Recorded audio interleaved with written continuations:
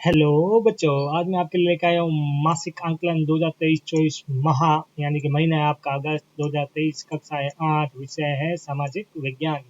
चलिए शुरू करते हैं। ये अब जो आंकलन है आपका 25 नंबर का है। समय मिलेगा आपको 40 मिनट। पहला प्रश्न है वस्तुनिष्ठ प्रश्न है, यानी कि ऑब्जेक्टिव है। एक सही इसका आंसर होगा। मृदा निर्माण का कारक नहीं है, मतलब मिट्टी किससे नहीं बनती है। समय ये भी है। मृदा का गठन, जैव पदार्थ, भूकंप, तो इसका सही आंसर है यानी कि बी, मृदा का गठन।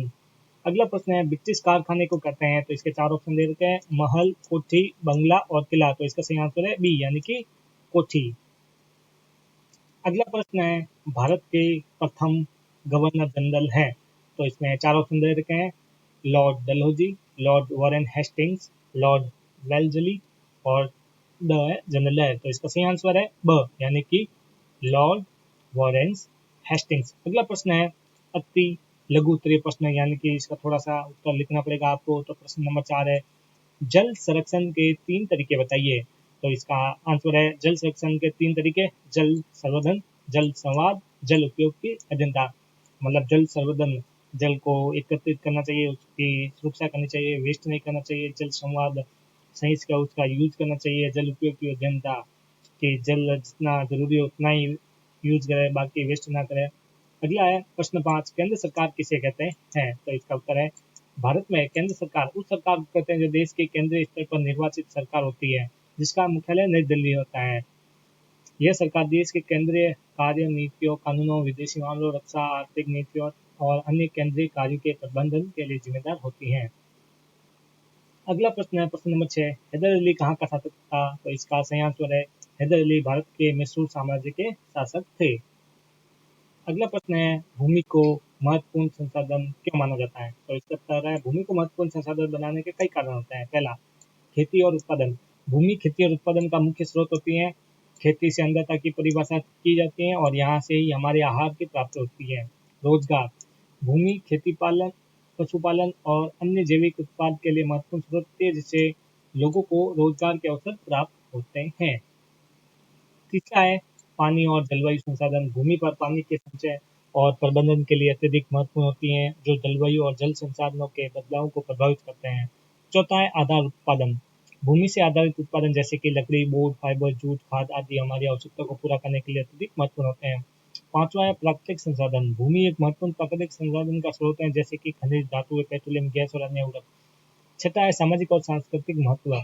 भूमि समाज और सांस्कृतिक स्थान की भूमिका भी निभाती है। कृषि और उपजाऊ भूमि सामाजिक संरचना को समृद्धि और स्थिरता प्रदान करती है। सातवां है जीवन समर्थन। भूमि वनस्पति, पशु और पारिस्थितिकियों के जीवन के लिए एक महत्वपूर्ण आवास होती है।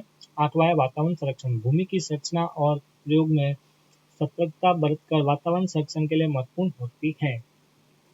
अगला प्रश्न है डलहौजी की हड़प नीति पर प्रकाश डालिए, तो इसका उत्तर है लॉर्ड डलहौजी ने भारतीय साम्राज्य को एकीकृत करने की हड़प नीति का प्रस्ताव देने का प्रयास किया था, जिसे लॉर्ड डलहौजी की हड़प नीति के नाम से जाना जाता है। यह नीति उसके कार्यालय 1848 से लेकर 1856 के दौरान भारतीय उपमहाद्वीप में उनके प्रशासन के समय में आई थी। यह नीति कई उद्देश्यों के लिए डिजाइन की गई थी। पहला था राजा और राज्य के अधिकार को समापन।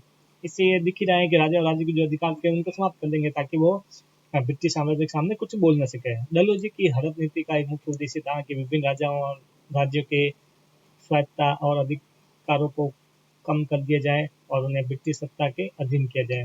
अगला था आर्थिक संरचना का सुधार। इस नीति का माध्यम से ब्रिटिश सरकार ने आर्थिक संरचना में सुधार करने की कोशिश की, जैसे कि आदर्श और न्यायपूर्ण कर दायित्वों को सुनिश्चित करना।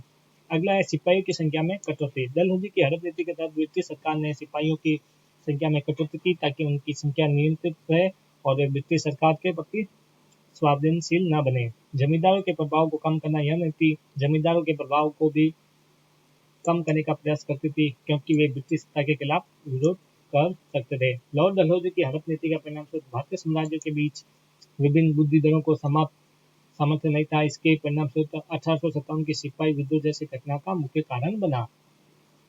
अगला प्रश्न है दीर्घ उत्तरीय प्रश्न, यानी कि संसद के कार्य को लिखो। ये 5 अंक का है, तो कम से कम एक पेज में उसका उत्तर लिखना है आपको। इसका आंसर है भारतीय संसद भारतीय गणराज्य की जनता को प्रतिनिधित्व करने वाली महत्वपूर्ण संस्था है। संसद के कार्य निम्नलिखित होते हैं। पहला, कानून निर्माण। संसद का मुख्य प्रमुख कार्य कानून को निर्मित करना है और संशोधित करना होता है। सदस्य विधायिका और संसद के द्वारा प्रस्तुत प्रस्तावों को चर्चा करते हैं और उन्हें कानून में बदलने के लिए आम मंत्रिपरिषद को भेजते हैं।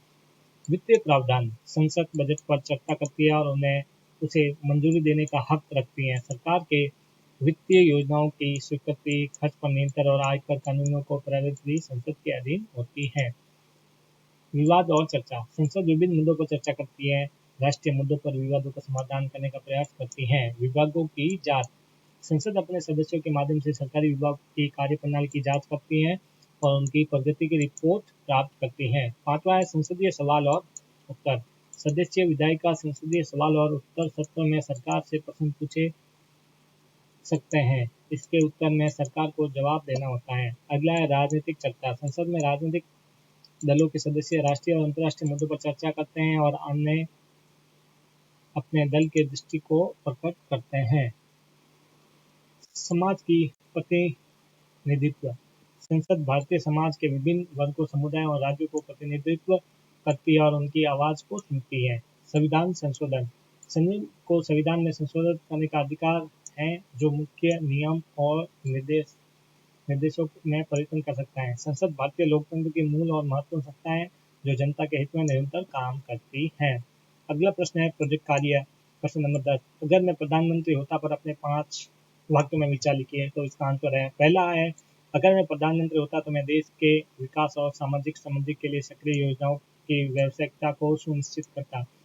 दूसरा है मैं सशक्त शिक्षा और स्वास्थ्य सेवाओं के क्षेत्र में निवेश करके गरीबी और असहमति को कम करने का प्रयास करता। अगला है तीसरा, विज्ञान प्रौद्योगिकी और अनुसंधान को प्रोत्साहित करके भारत को आत्मनिर्भर बनाने के लिए महत्वपूर्ण कदम उठाता।